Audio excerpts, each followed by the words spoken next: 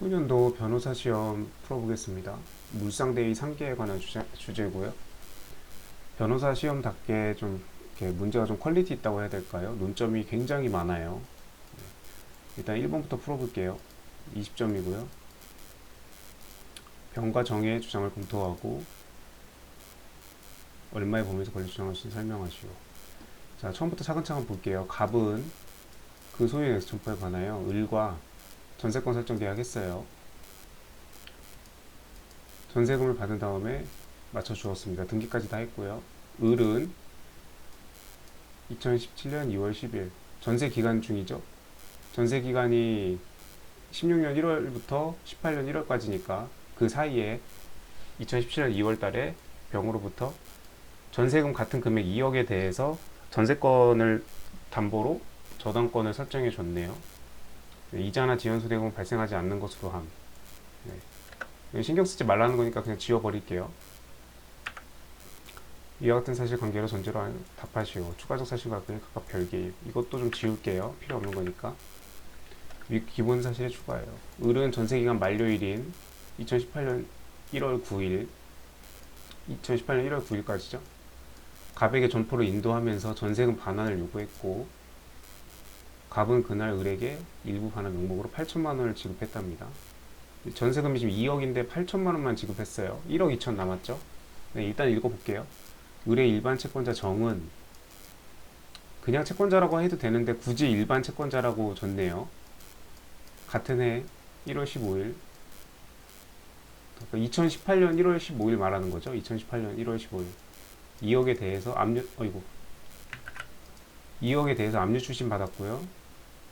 송달됐어요. 병은 아까 여기 을한테서 전세권에 기한 저당권 설정한 사람이죠. 전세권의 저당권. 같은 해 1월 22일 날 얘보다 늦네요. 똑같이 2억에 대해서 이번에 압류 전부 받았어요. 여긴 추심이고 여긴 전부고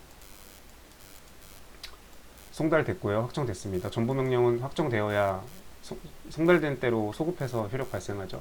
근데 어쨌든 을보다는 늦네요. 네, 똑같이 압류 추심 전부 받았고요. 을하고 병하고 뭔가 다툼이 되겠죠. 병과 정의 주장이네. 이러한 사실이 알려지자 병은 자신이 전세권 저당권자로서 전세금 반환 채권에 대해서 우선 변제권이 있으므로 갑이 을에게 일부 전세금을 변제한 행위는 병에게 대항할 수 없다. 갑이 을에게 일부 전세금을 변제한 행위는 병에게 대항할 수 없다. 병의 주장이에요. 따라서 병은 2억에 대해서 전체에 대해서 권리가 있다고 주장하였고, 병의 주장은 그거죠. 갑이 그 전세금을 이제 을한테 돌려줘야 되는데 지금 8천만 원만 지급을 했잖아요. 그럼 이제 1억 2천을 더 돌려줘야 되는 상황인데 지금 병은 아니야, 이거 내가 전세권 저당권자로서 지금 압류 전부 받았거든. 그러니까 너는 나한테 2억 원 전부에 대해서 줘야 된다 이거죠. 예. 얘 병 말이 맞을 수도 있고 아니면은 뭐 1억 이 8천만 원은 이미 을한테 지급을 했으니까 병한테는 1억 2천만 줘도 될 수도 있고 아니면 병 말대로 2억 원을 전부 다 줘야 될 수도 있고 아니면 한 푼도 안 줘도 될 수도 있겠죠. 아무튼 병의 주장은 이렇습니다. 그 다음 정은 누구죠? 정이 누구예요? 일반 채권자. 아까 추심 명령 받은 사람. 정은 이렇게 추심 명령이 병의 압류 전부 명령보다 먼저 송달되었으므로 그쵸? 1월 20일 날 송달되고 1월 25일 날 송달됐으니까 자기가 먼저 송달된 거 맞죠? 병의 전부 명령은 효력을 상실했고 병하고 정은 동등한 권리가 있다. 병은 지금 전세권 저당권자로서 우선 변제권이 있다고 주장하고 있고 정은 비록 일반 채권자지만 내 추심 명령이 먼저 송달됐다. 제3채무자인 갑에게 이렇게 주장하고 있는 상황이에요. 동등한 권리가 있다고 주장한다. 그래서 전세권 저당권자 병과 일반 채권자 정의 주장을 각각 검토하고 1번, 2번 나눠서 줬죠. 두 개 검토하고 각각 얼마의 범위에서 권리를 주장할 수 있는지. 자, 이제 지금 이 전세금 2억 원을 둘러싸고 지금 을한테 8천만 원을 지금 지급한 상황에서 지금 뭐 1억 2천에 대해서 누가 어떻게 나눌 거냐, 누가 병이 갖고 갈 거냐, 정이 갖고 갈 거냐, 그걸 이제 물어보는 거죠. 자, 일단 이제 여기서 뽑아야 될 이제 이 문제를 보면서 이제 판례도 이제 떠올라야 되고요. 문제를 풀려면 판례도 떠올라야 되고 일단 지금 법조문 쓸 게 지금 되게 많아요. 자, 일단 상황 좀 정리해 볼까요? 갑, 을, 병. 그다음에 정 이렇게 해볼까요? 자, 갑은 전세권 설정자입니다. 을은 전세권자고요. 병은 전세권부 저당권자입니다. 정은 일반 채권자.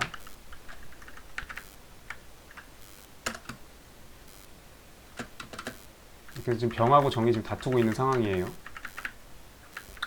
전세기간이 지금 만료됐죠. 전세기간이 만료됐으니까 이제 갑은 을한테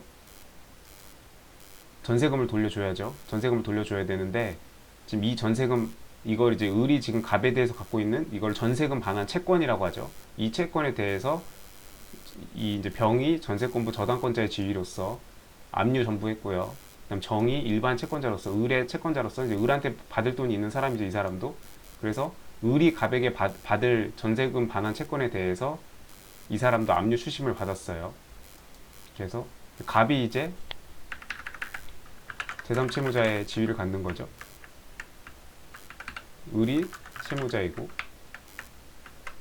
병과 정은 둘 다 압류 채권자, 각각 추심 전부를 한 압류 채권자의 지위에 있죠. 병과 정이. 자, 이제 하나씩 보겠습니다. 우선 병의 주장, 전세권 저당권자 병의 주장, 그 다음에 2번 정의 주장, 일반 채권자 정의 주장을 나눠서 해야 되는데, 자, 이제 그 전에 이제 하나씩 논점들 뽑아 볼까요? 답안에 적시해 주면 좋을 것들. 자, 일단 전세권 설정을 했고요. 전세권 민법 303조입니다. 전세금을 받은 다음에 의뢰 점포인 분기를 맞춰 주었어요. 여기까지는 뭐 별거 없죠. 그 다음에 을은 병으로부터 2억을 받고 전세권의 저당권을 설정해 줬대요. 그러니까 을이 병에게 자기 전세권을 담보로 해가지고 저당권을 설정해 줬죠. 이것도 일단 민법 조문이 있습니다. 저도 찾아보면서 같이 할게요. 민법 306조. 전세권자는 전세권을 타인에게 양도 또는 담보로 제공할 수 있다. 전세권자는 전세권을 담보로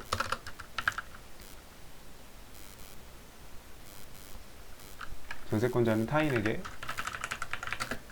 담보로 제공할 수 있다. 여기에 전세권 설정자의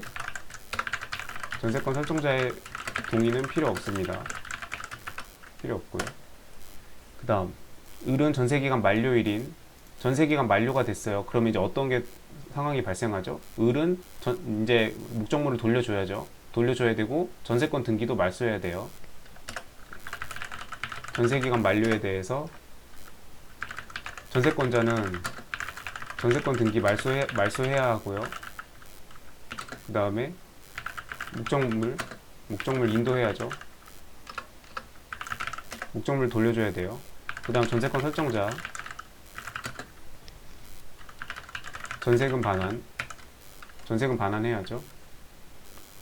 이 내용은 어디 있어요? 이것도 다 조문이 다 있죠.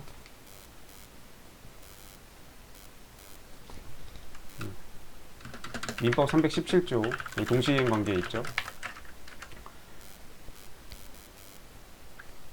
만약에 전세금을 돌려주지 않으면 전세권자는 이 목적물을 경매에 넘기면 되죠. 민법 318조 경매 청구권이 있어요. 전세권자는. 여기는 뭐 지금 이제 318조까지 쓸 내용은 아니고, 자, 그 다음 만료일이 이렇게 해서 전세금 반환을 요구하였고요. 그 다음 전세기간이 만료되면 용익 물건인 전세권은 전세기간 만료로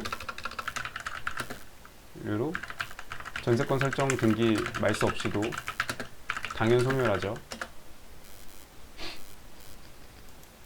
당연 소멸하고,